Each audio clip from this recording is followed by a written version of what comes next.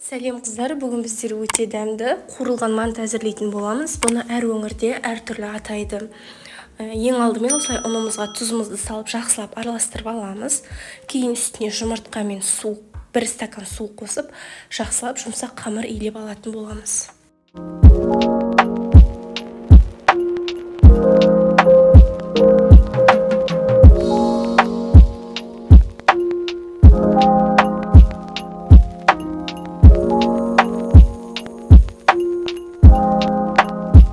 Дайын болған қамырымызды тындыруға жібереміз.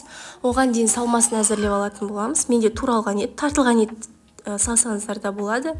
Үстіне құйрық май және де картошка мен пияз қостым. Пиязды көбірек қоссаңыздар дәмдірек шығады.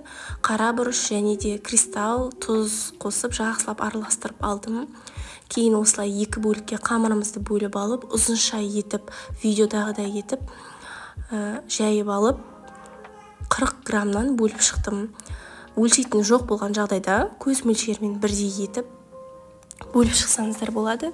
Кейін осылай беті қатып қалмас үшін бетін жауып қойып, осылай жеке-жеке түйіп алған жақсы. Аузын жақсылап бекітеміз, себебі қуырылу барысында аузы ашылып, начинкілері шығып кетуі мүмкін.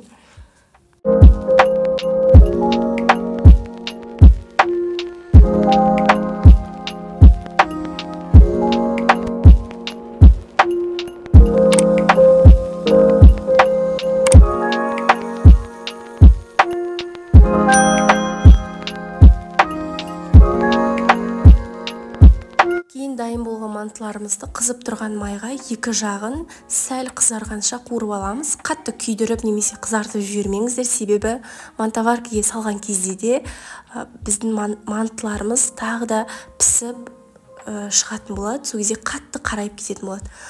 Міне осылай астын майламаймыз, тек астына су құйып 45 минут аралығында пісіріп аламыз. Осылай тек 1 листке бәрін сала-салам деуге болмайды. 2 листке салдым мен, бірінің үстіне бірін мінгізбейміз. Осылай 45 минут аралығында пісіріп аламыз. Ас болсын. Менің каналыма жазылып лайк басуды ұмытпаңыздар.